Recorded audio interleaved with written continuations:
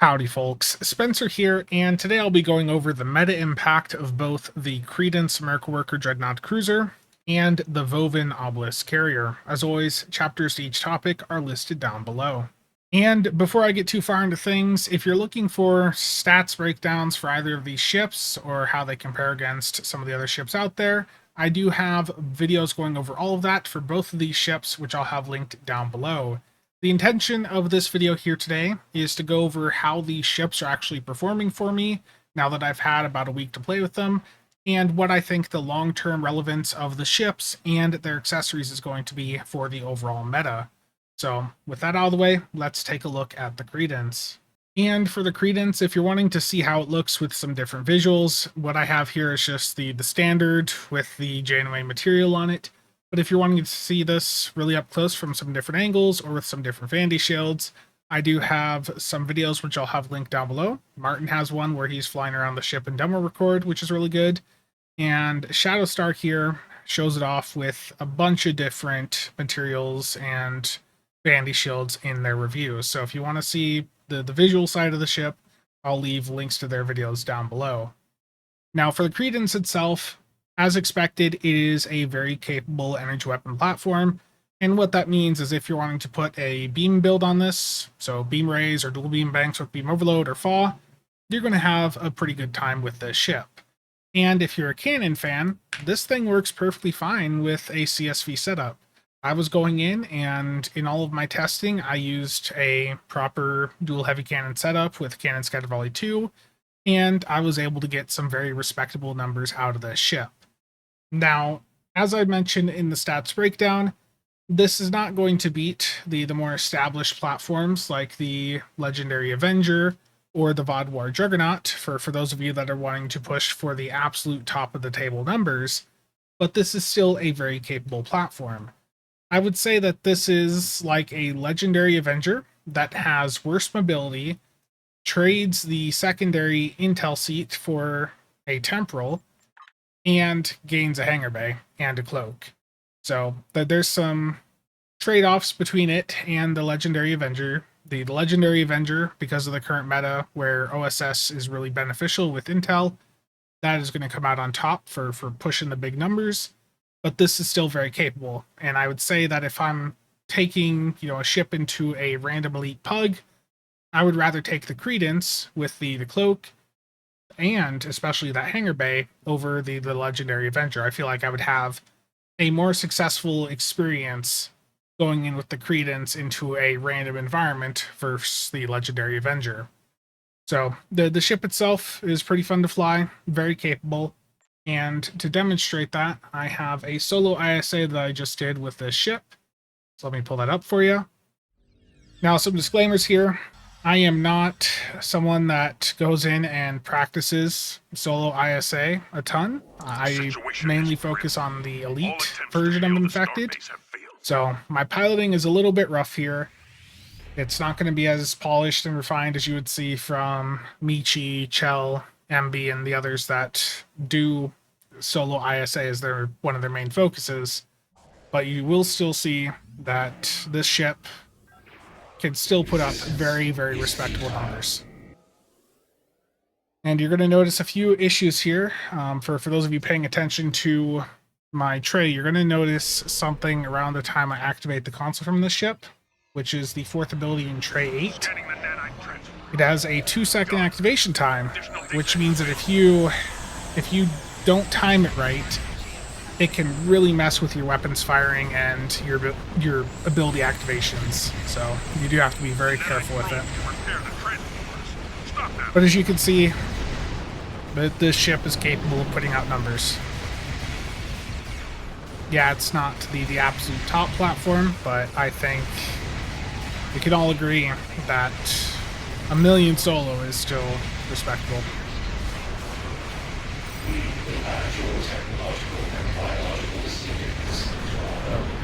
There's that in a solo ISA. So, as you can see, even with its worse mobility than the Legendary Avenger, you can still get it to move around really fast with the speed buffs out there, like comp engines, emergency-powered engines, plus the emergency con hologram, things like that. You could still make it move around. So it's a capable ship itself, and again, I think if you're wanting to put a beam build on it or cannons, you're going to have a very fun time with it. Now let's talk about the accessories. And the first accessory I want to take a look at is the console from the Credence, the Dilithium Transporter. This has passives for 76% power transfer rate and plus 28.5 to your Starship Terrain Expertise skill. And the clicky here is Dilithium Transporter Dispersal. This is a buff to yourself and up to 12 allies within 10 kilometers for 20 seconds. That will give you immunity to subsystem offline effects, weapon power cost disabled, which is pretty huge for an energy weapon build, 15% firing cycle haste for energy weapons, and a radiation damage proc that is added to both energy weapons and projectile weapons. It is a 15% chance for it to activate per energy weapon firing cycle, and a 50% chance per torpedo for this radiation damage to go off. This console has a 2-minute recharge on the clicky. So the console is quite powerful for a few different builds. The radiation damage from this is actually quite nice, and I have some parses to show you here. So this is an ISA Pug run that I did, and you can see in there that the console had 100% crit chance, and it performed just a little bit better than my Terran Disruptor Dual Heavy Cannon, the really nice set one. So in a run where this console crits, it is doing pretty well. And if you're on a carrier build, it is also providing a pretty nice buff for your hangar pets.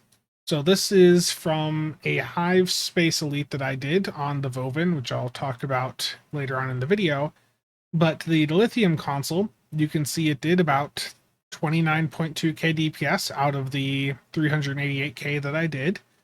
But it also was providing a buff for my hangar pets.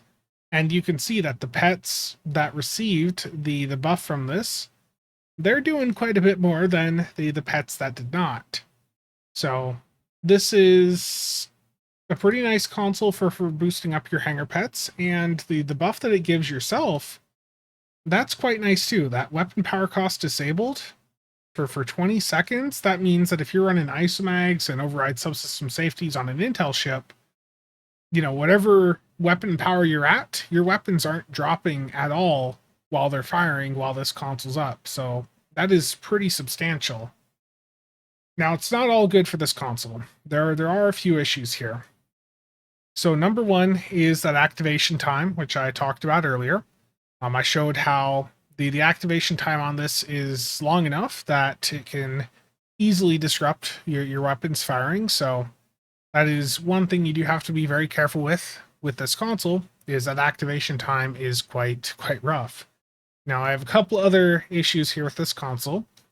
The next one is that it is not guaranteed to crit based on your crit chance. Instead, the way that this works is that whether or not the radiation damage proc will crit is determined upon activation of the console. This is similar to what you see with a lot of EPG consoles, where when you activate them, either it's going to crit for the entire activation of that console, or it's not. It's not going to vary and have one hit crit, one hit not. It is all or nothing. So you can't use something like Temporal Surge to try and get this to be 100% crit every time. It is just pure RNG. So just be aware of that. And that is going to apply to yourself and any affected allies that get your stack of this console. So just be aware of that. The next issue is that unlike Fleet Power Network Array and some of the other consoles out there, you cannot target a player and cast it onto them. If you want to buff up another player, they have to be one of the 12 nearest allies to yourself. So if you're using this in a supported run environment, that means that at the start of like an infected, you would have to make sure that nobody launches their pets, because this console does not prioritize a real player over a hangar pet that you have out. So if you're wanting to buff up another player, it's going to be a little bit tricky. And the console does stack if multiple people want to run it. The haste from it does not stack, but the radiation damage proc does stack. And that can do a lot of damage on a build that has a ton of firing cycle haste. So if you're really min-maxing things, this is probably a console that you're going to want to have on each of your supporting team members and the DPS player. Now, the issue with stacking is, like I said above, it is an all or nothing, as to whether or not it crits. And that is for each person activating the console, independently, their stack is either going to crit or not crit. So if you're going into a supported run and everyone's hitting this, you may potentially end up having, two of the people have their stack that's just not critting at all, and then 3 players where, it's critting the entire time. So there is a lot of RNG with this. And if you're going for DPS records and you're playing with a team trying to utilize this console, just be prepared for there to be a lot of additional RNG in your run. And the radiation damage proc is not listed when you look at the weapon tooltips, so you can't easily go in and see that it is even giving you multiple procs of that radiation damage. So there are a few issues to this console, but those issues aside, I do think that this is a really good console for some builds. I think if you're a carrier player that really is looking to maximize your carrier hangar bay, damage output, this is a console that you're going to like, especially on any pets you have that are firing weapons quite a bit, especially if you're using this alongside Fleet Power Network Array to also give your pets a ton of haste. I think this is definitely a console that you're going to enjoy. And if you're into, supported runs, I think that, again, this is something that pretty much all of the high-end runs are going to have incorporated into them moving forward. You're going to see all of the DPS players at the high end running this console themselves. And on the more established teams that have the resources to do so, probably the entire supporting team also running this console, because that radiation damage, if with that stacking, and if you can get the RNG to go in your favor and to have it crit from every player, that's a substantial amount of damage. Again, in that infected Space Advanced I did, the number, this was a separate run from the one I did earlier on the video, but in this run, it was above my Terran Reputation Disruptor Dual Heavy Cannon. So, imagine if I had 5 of the stacks of that console on me instead of just 1. It would have been, quite crazy damage-wise there. So it's a console that's definitely going to be part of the high-end meta moving forward. And I think, again, for any carrier players out there, this is also something you're going to want to look into. Now, is this a console that every last player in the game needs to pick up? No. You can play the game perfectly fine without it. There's no content in the game that you can't do because you don't have this console. If you're chasing really high DPS numbers, this is a console that's going to be beneficial to you. But the biggest limitation is how you time it. This is going to be a console that if you spam bar it, you might, regret doing so, because if that activation goes off at the wrong time, that's 2 seconds where you could potentially not be firing your weapons or not being able to hit any other buffs for that time frame. So again, Cryptic or Deca, if you can lower that to half a second, that would significantly improve the value of this console. And if we could have it so that it guaranteed that it would apply the buff to other allied players, before pets, if there was some prioritization there, that would also improve the console. But as is, if we could just get that activation time lowered to half a second, I think the value of this console would be greatly increased for a lot of people. So I recommend the console if you can afford it. I don't think you should rush out and get it, if you're just doing like random content. But if you really like to push numbers or carrier builds and you have the funds to get the ship, I do think that this would be a console worth looking into. And next up is the Starship trait from the Credence, Surplus Supply. Upon activating any emergency power to subsystem ability, you will gain the following buff for yourself and to all allied players within 10 kilometers for 10 seconds. plus 870 hit points per second, plus 50 all damage resistance rating, and plus 20 all subsystem power levels. So this is a pretty good set of buffs here, and I have not been able to test this in a team environment where multiple people have this trait, but I have seen in system space that at least the power levels do appear to be stacking if multiple people have this trait on. As of me recording this, there is a bug with this trait in that it is not currently giving the buff to all allied players within 10 kilometers. Instead, it's just sending it out to the 4 nearest allies to you. And I have heard that Cryptic and Deca are aware of this, and we may see that fixed here in an upcoming patch. And there's also an animation for this, so let me show you. So when I hit this trait, which I'm going to do here by hitting Immerse Powered Engines, it'll shoot a bunch of these purple pods out towards the nearby allies. So if you see that effect, that is this trait. And another thing to note here with this is that it should have pretty good uptime, because pretty much every endgame build out there should be chaining 2 different emergency powered subsystem abilities back and forth. So right now I've got emergency powered engines and weapons on this build. Each of these abilities lasts for 30 seconds, and you can hit the other every 15. So you should have 10 out of 15 second uptime if you're chaining these abilities with enough cooldown reduction on your build.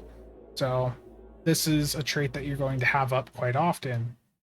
And performance-wise, again, I haven't been able to give it a full rundown in a team environment because the issues with it.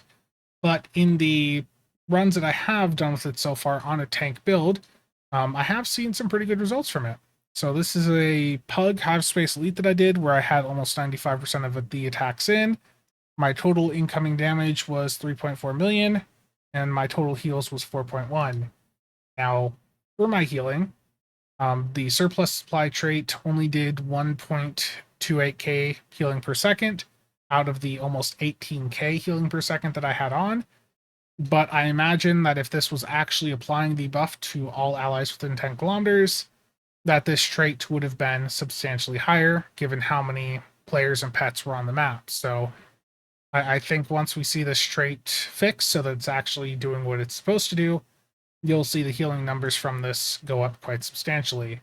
And again, I haven't been able to see how this works in a run where multiple people are running it to see how the healing would stack up. But my impression of the trait right now is that it looks quite strong for someone that's oriented towards a tanking role or a support role. A DPS player is not going to use this trait, but someone on a support focus build would definitely want to take a look at this trait. So the Credence has a console and trait that are both potentially really good for support focused players. And for the Credence itself, again, I think it's a pretty fun platform to fly around. It does have 32nd century hangar pets on it, but they're the same ones that we've gone with some of the other 32nd century ships. They're not that good. As soon as you get the ship, discard the hangar pets it comes with and slot on some Type 7s, Valkyries, Toadouche fighters, whatever you prefer.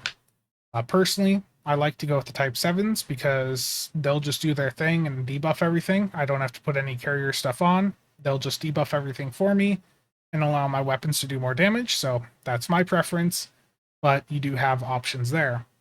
Ultimately, the only negative things that I can say about the Credence are the activation time on that console and the fact that it's a lockbox ship, meaning that it's just a single character unlock. This is a ship that I would love to go in and put on some other characters. I'd probably make this the main ship on one of my alts if I could, but given that it's a lockbox ship, it's $200 to $300 per character you want it on. So I just can't justify that cost for, putting it on the characters I'd love to have it on. And hopefully as Deca takes over development of the game, that is one of their main priorities, because right now the current approach that Cryptic has had for lockboxes has made me spend less in the game because I'm not really working on my alt characters anymore. And I've got support characters. I'm heavily involved in the supported run scene doing the DPS records, and I'd love to get this on some of my supports, as would many of my teammates. but it's just so hard to justify the cost of getting the same ship on a bunch of different characters, because you'd want to have this ship on your main DPS for the console, and then getting it on support characters at $200 to $300 per character. That really starts to add up and is hard to justify. So it's a fun ship. It's just a shame that it is locked behind such a high paywall. And even with that high paywall, you don't even get it as an account-wide unlock, which is just ridiculous. And heading over to the Obelisk, let's start off here with the console, the Subspace Fracture Tunneling Field. This has a passive on it for plus 30% total regeneration, and this value is not reduced during combat, so pretty good. And the clicky here is a teleport that will teleport you in front of a target facing it. So if you're trying to flank, not great for that. It is then going to hold any foes within 5 kilometers of your destination. You will gain some temporary hit points for each foe that is hit by that hold. And most importantly, you are going to be reducing the recharge time on your universal consoles by 25% per activation. And as I talked about in a recent news video, this can be used every 30 seconds. So if you have a console that has a 2-minute cooldown, and you hit this right after you activated that console, and then you hit it again 30 seconds later, your console that has a 2-minute cooldown, you've just knocked a minute of the cooldown off of it. So quite substantial, and you can use this alongside unconventional systems. And this console, that 30 seconds, can also be impacted by unconventional systems. I've heard of people getting this already down to under a 20-second cooldown. So you can really get a lot of cooldown reduction out of this. Now, the description here says you have to teleport to a foe or ally, but it is possible to teleport to yourself, or to basically just not move at all. And in order to do this, Sizer thankfully had the control settings figured out. You need to have only attack if target selected, and select auto target on attack set to off in your control settings. If you have those off, what you can do is, when you're in combat and you've got your weapon shooting at a foe, you can click off of them and then hit the console, and it will just keep you statically where you are and give you all of the perks that the console has to offer. So there are ways to, or there is a way to use this without actually teleporting. Again, I'll show that. I have my weapons firing at a foe, so I'm in combat, but I have clicked off of them, and I can hit this console, and you see that I just remained right there in place. So I can give you a live demonstration of that. So let's head on into a patrol here. And what I'm going to do is I'm going to go in, I'm going to have my weapons firing at the enemy, I'm going to click off of them, and I'm going to hit the console. So if you do not have those settings in your control settings window, it won't let you do this, but if you have those exact two, it'll work like I described. So I'm going to fire my weapons, I'm going to click off, hit the console, and there you go. You see that I did not move there. So the console is very useful. The amount of cooldown reduction you can get from it is just insane. And as I said in that news video the other day, this console's pretty much going to be meta on the majority of builds in the game moving forward, so long as the cooldown reduction and recharge time remain as is. And it's a teleport that will let you teleport to a foe up to 20 kilometers away, so pretty good console. And the console is part of a 4-piece set, but the other parts of this set are a bit dated. The warp core is really not that good. It's not going to be better than like a disco core or a fleet core, or the Tholian core, certainly. That Tholian core is really good right now. There's the Omni beam here. This is a set Omni, so it is blocking you from using better set Omnis like the Ultimate or the Bowl or the Pavin, so that's a bit of a hit there. And then the other console from this set is off the Tier 5 Obelisk, and it's a taunt. It's not bad, but unless you're a tank, you're not really going to get much value from that. And as for the set perks here, the two-piece is 10% Cat 2 bonus anti-proton damage, which is cool, but not something most of you need to worry about. The three-piece set is a way to buff up your hanger pets. As to how much value that actually adds to your hanger pets, I can't really say. And the four-piece set is basically giving the ship a third bay of the Obelisk Swarmers. In fact, a little bit more than an extra bay, because a bay of Obelisk Swarmers would be just 6 of them, and this four-piece is giving you 8. So if you have, 2 bays of Swarmers up already, and then you have that four-piece on, it's like having 3.3 bays of those Swarmers on. Now, the Obelisk Swarmers are not pets to really go crazy about. In my testing, I've seen that four-piece basically giving me like 30k DPS. It's fine, but I think there's a lot of penalties you have going with this set by, having to slot the set Omni, that Warp Core. I just don't think the hits you're going to take are going to be worth getting that extra bay of the Obelisk Swarmers. So it's a fun set to mess around with, but I don't think the set itself is meta. But I do think it's interesting that they're exploring ways to add in a third bay of pets, essentially, through sets and items like this. So when they introduce similar mechanics in the future with some better hanger pets, I think we'll eventually see that become meta, but the current implementation with Swarmers, I don't think you need to worry about. And the Starship trait on the Vovin is Reconstructive Conversion Wave. Activating any hull healing bridge officer ability or any command bridge officer ability causes your ship to emit a 5-kilometer wave of anti-proton damage. For each foe affected by this wave, you and your pets will be granted a temporary heal over time effect that restores a small percentage of your max health while active. This effect may only be triggered once every few seconds. The heal over time effect can only affect yourself and up to 12 of your nearest pets, but may be granted to any pet type without restriction. This trait will only trigger while in combat. So this trait is quite interesting. The anti-proton damage it does isn't really that significant. So I did go in and put together a build on the Vovin explicitly to try this trait out, and the damage from it was like 8k DPS, which isn't really that great. I even tried it with a full anti-proton loadout, and the damage was never really that impressive. But it's the amount of healing that you get from it that is quite substantial. Per affected foe, heal 1% of max hull capacity every 2 seconds for 10 seconds to you and your pets. Healing is doubled if you have 10 affected foes. And the damage this does is also boosted by EPG. But the healing from this is actually pretty good.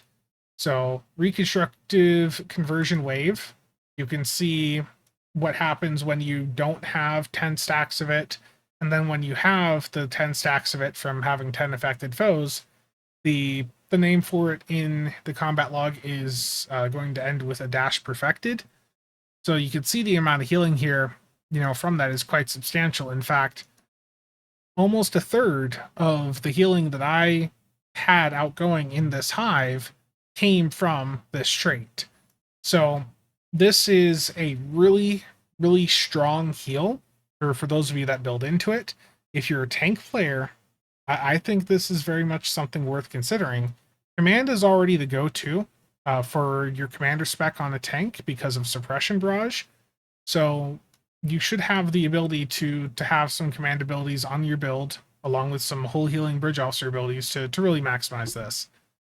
So I'm just realizing I had a science team on, which the science team wouldn't have done anything for this, but the whole heal bridge officer abilities, so things like hazard emitters, Inge team, and Ox to Sif would work there. And then for the command, I had overwhelm emitters and suppression barrage. So on this setup, I had five triggers for it, and I was going into the middle of a hive, and the healing again was quite substantial there, as you can see.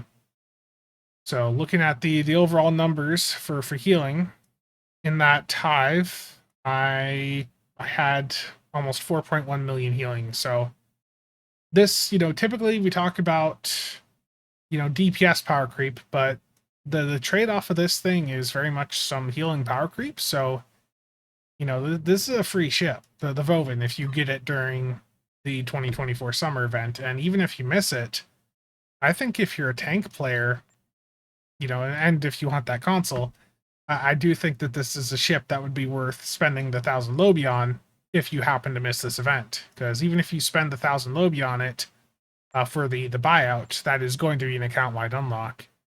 And after that buyout disappears, it'll be a couple years until this thing's put into the Mud store or the Epic Phoenix store, at which point it's going to, cost a bit more to get account-wide. So, before I even look at the ship itself, I think the accessories on it, especially that trait and the console, that they really are quite good. Now, the pets this thing has, the Obelisk Swarmers, are nothing really that special. You're not going to use them over the existing best options. I personally just go with Type 7s on everything because attack pattern beta stacks and is just really, really powerful. So the Type 7s debuff everything for me and my team. I don't have to put any carrier stuff on to buff them up. They just do their thing, debuff everything, make the rest of the build do a lot more damage. You could also do, like Valkyries with this ship or whatever.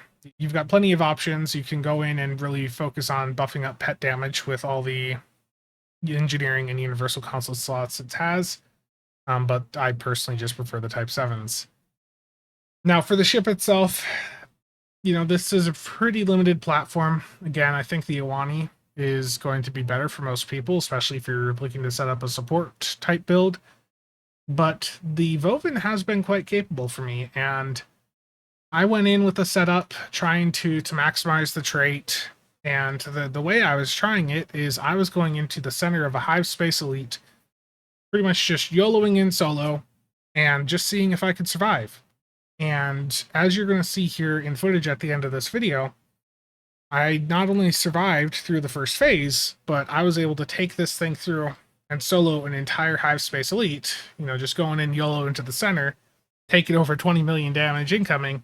It was really quite crazy. So I'm going to play that footage for you now. And the tank build that I was using there, it's what you see up on screen now. It's nothing really meta. That this was optimized a bit for solo, and it does have some expensive items on it, like the Sagan trait. But I will also have this posted in the Discord for those of you interested. It's very off meta, but it was fun to play around with, and the ship itself, it's been fun to tank with it. So I'm going to put two runs in here. One of them is going to be a Pug run, the one where I had 95% of the attacks in, and then I'll have the solo hive. So I'm not going to talk during that. You're just going to have the footage.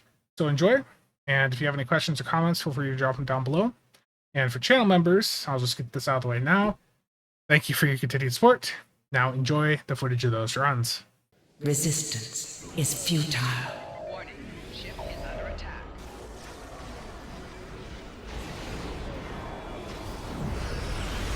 That's how they're in.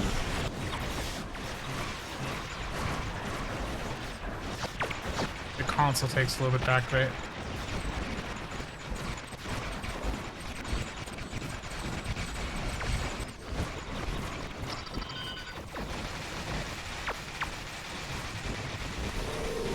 Wait, you have deep ram on plate?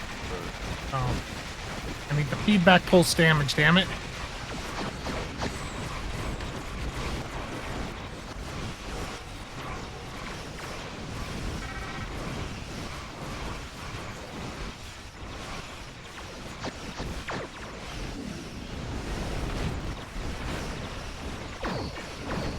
I forgot to hit active on the Shield failing. Oscar thing. I hate that I have to hit that button.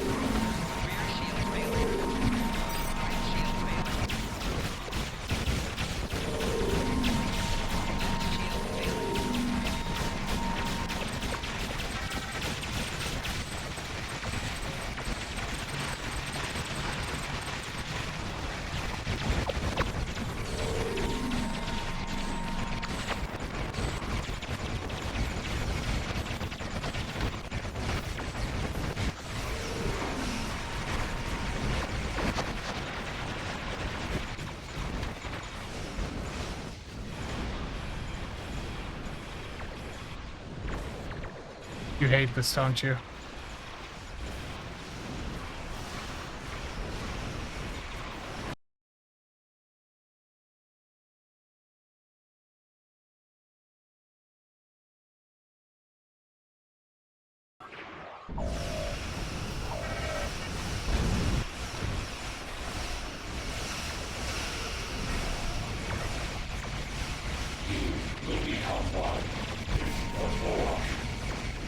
Target's shields have failed.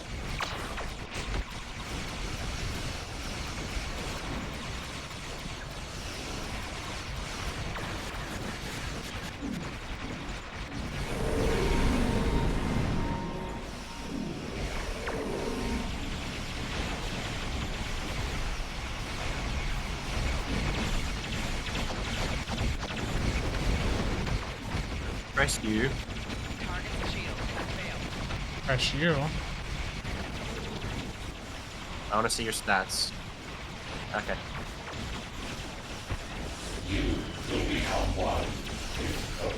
You're good. I am perfection. Your efforts are futile. Destroy this vessel, and I will claim another.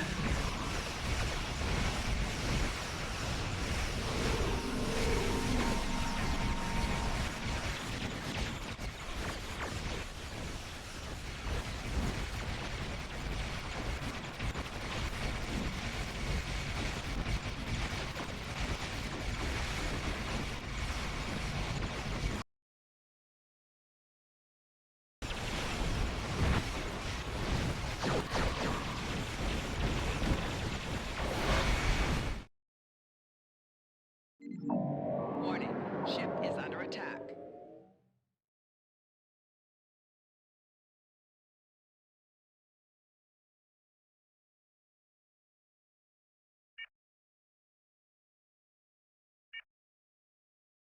Your efforts are futile. Strength. Destroy this vessel, will, and I will claim another.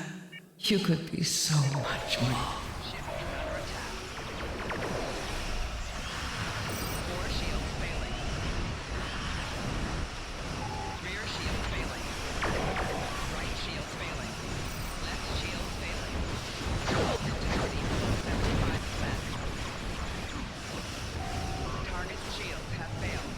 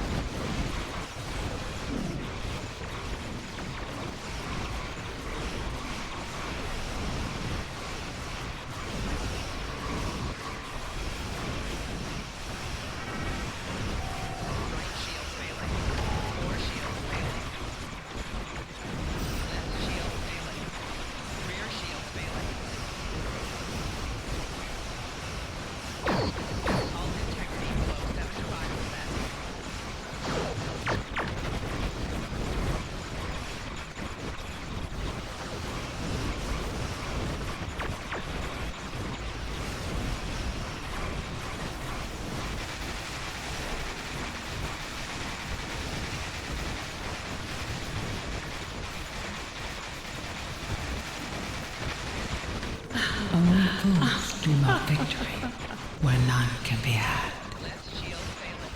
Hull integrity below 75%. Hull integrity below 50%. Hull integrity below 25%.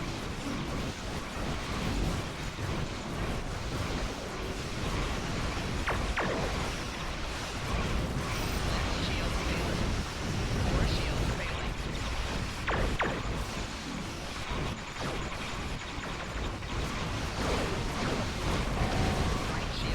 Right shield failing. Rear shield failing. Hull integrity below 75%. Target shield has failed.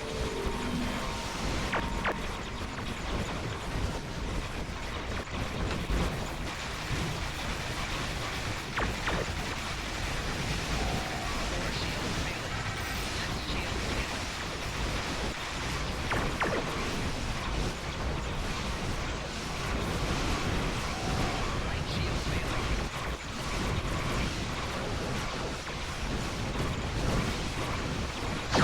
failing.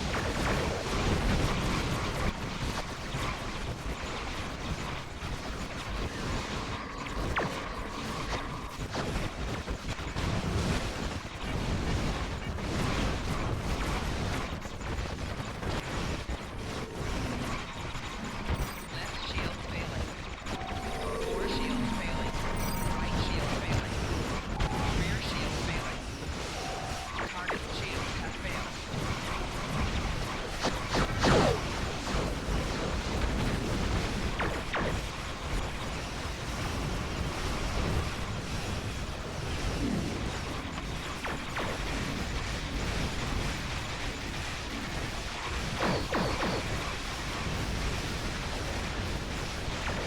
Right shield failing.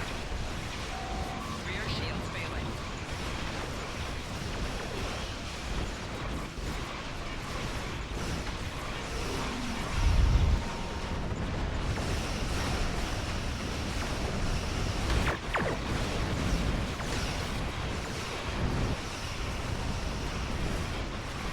Target shield has failed.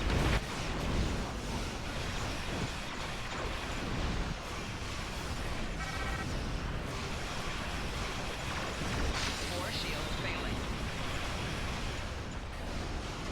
Left shield failing.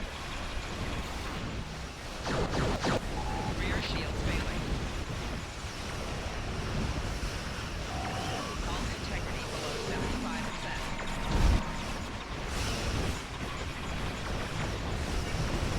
Your efforts are futile. Destroy this vessel, and I will claim another.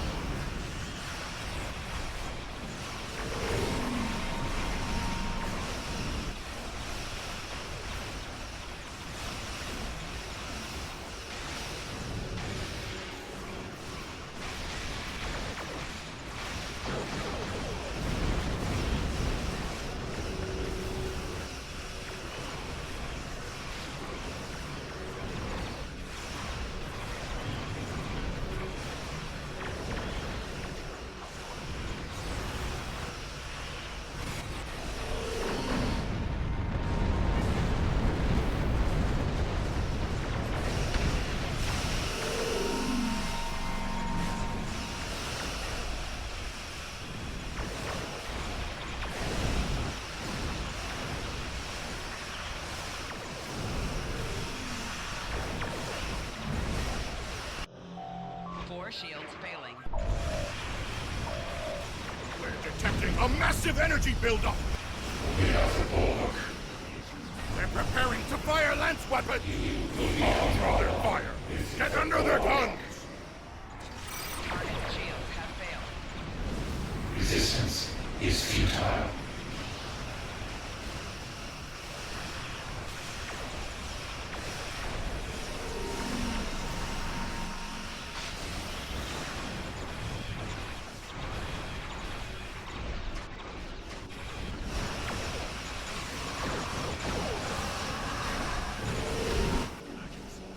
Target's shields have failed.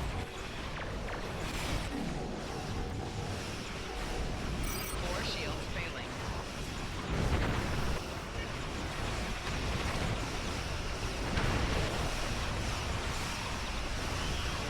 Rear shield failing. Join the gift. Become one with us.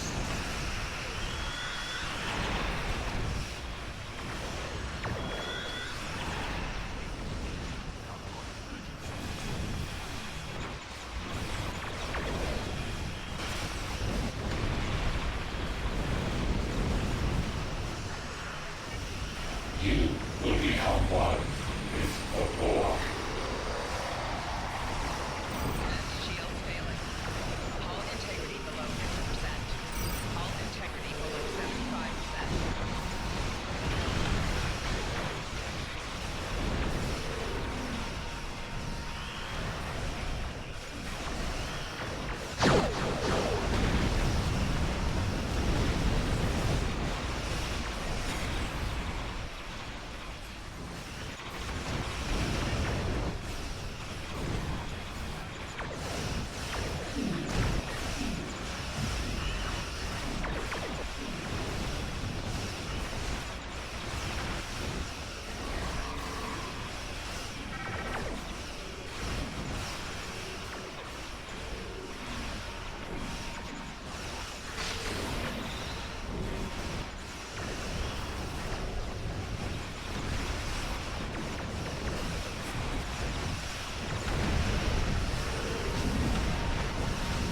Target's shields You have failed. will become one with the bulwark. Core shields failing.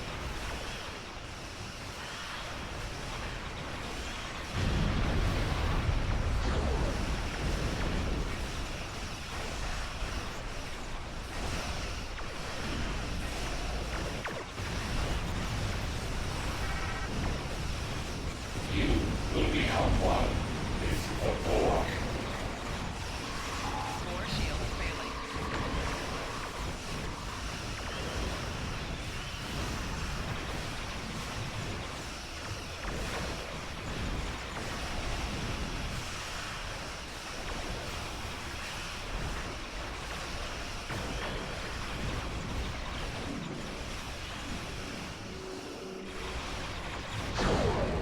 Your efforts are futile.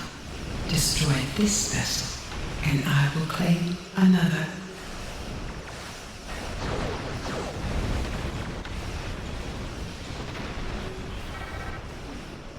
Target's shields have failed.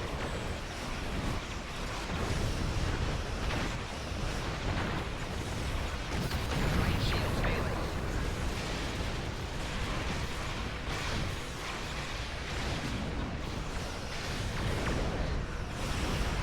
Did you think you had destroyed victory where none can be had?